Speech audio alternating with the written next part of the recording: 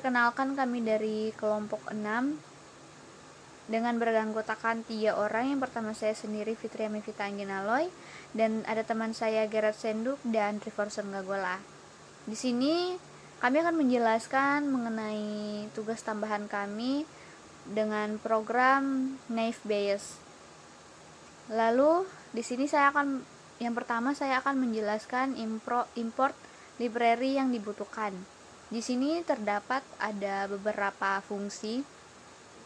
Yang pertama, di sini ada fungsi count vectorizer.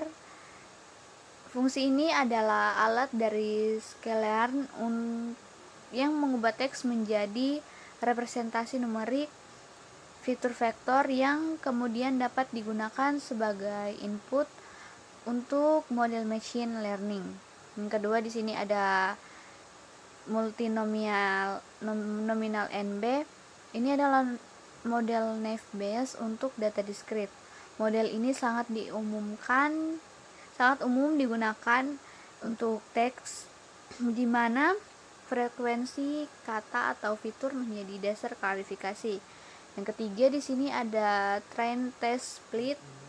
Fungsi ini digunakan untuk membagi dataset menjadi data pelatihan dan pengujian secara acak. Terakhir, di sini ada query score, di mana ini adalah matriks evaluasi untuk mengukur akurasi model. Akurasi dihitung sebagai proporsi prediksi yang benar di seluruh data uji. Lalu di sini yang kedua saya akan menjelaskan mengenai data teks dan label. Nah, di data teks ini terdapat fungsi teks. Ini adalah contoh data yang berupa kalimat sederhana yang akan diklarifikasikan. Beberapa kalimat bersifat komersial dan diduga sebagai spam. Sementara kalimat lain bersifat akademis dan digolongkan sebagai not spam. Lalu yang kedua, di sini ada label atau fungsinya labels. Setiap teks diberi label yang menunjukkan kelasnya, yaitu spam atau not spam. Dan untuk penjelasan coding selanjutnya akan dijelaskan oleh teman-teman saya. Baiklah, perkenalkan, nama saya Triforson Gagola dari kelas 5 TI 6. Saya akan melanjutkan. Ini ada vektor teks,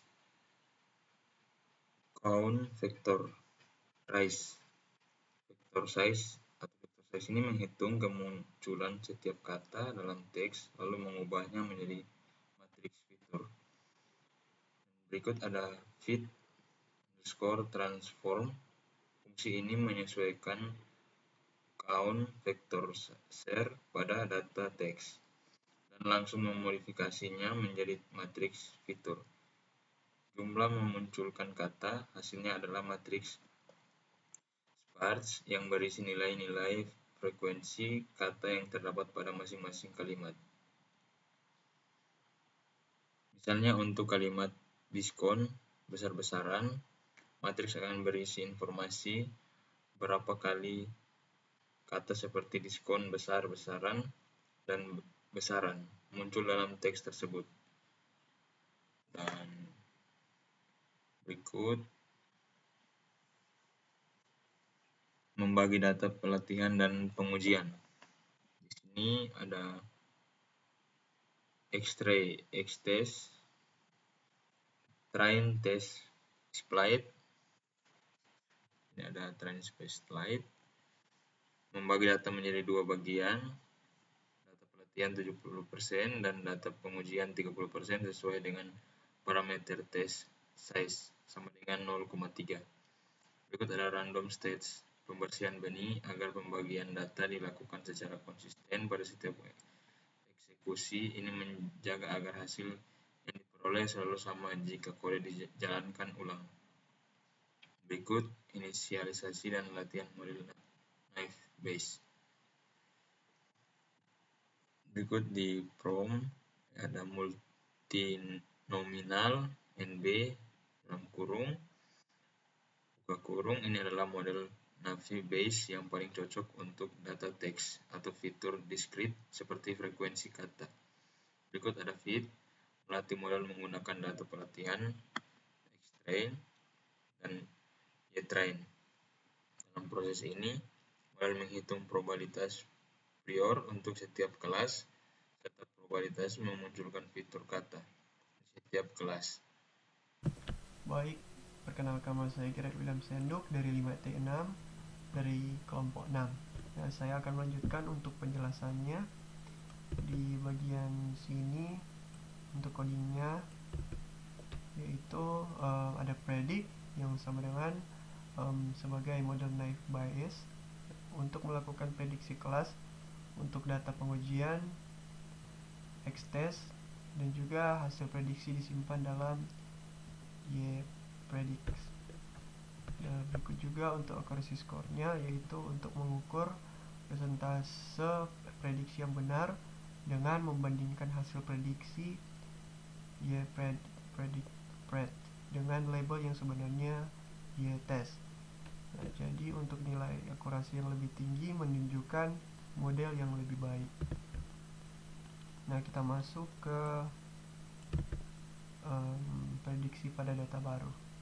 Nah, jadi di bagian situ di sini kita mencoba untuk memprediksi kelas dari teks baru, yaitu diskon besar untuk Anda. Nah, kita lanjut ke transform, yaitu karena model Naive Bayes hanya bisa bekerja dengan fitur numerik, teks baru perlu diubah menjadi representasi numerik menggunakan vectorizer yang sama yang dalam kurung vectorizer.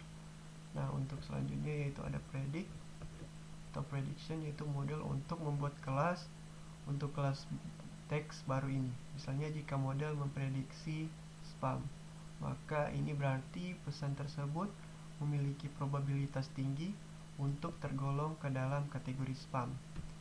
Nah, untuk hasil contoh runningnya seperti ini.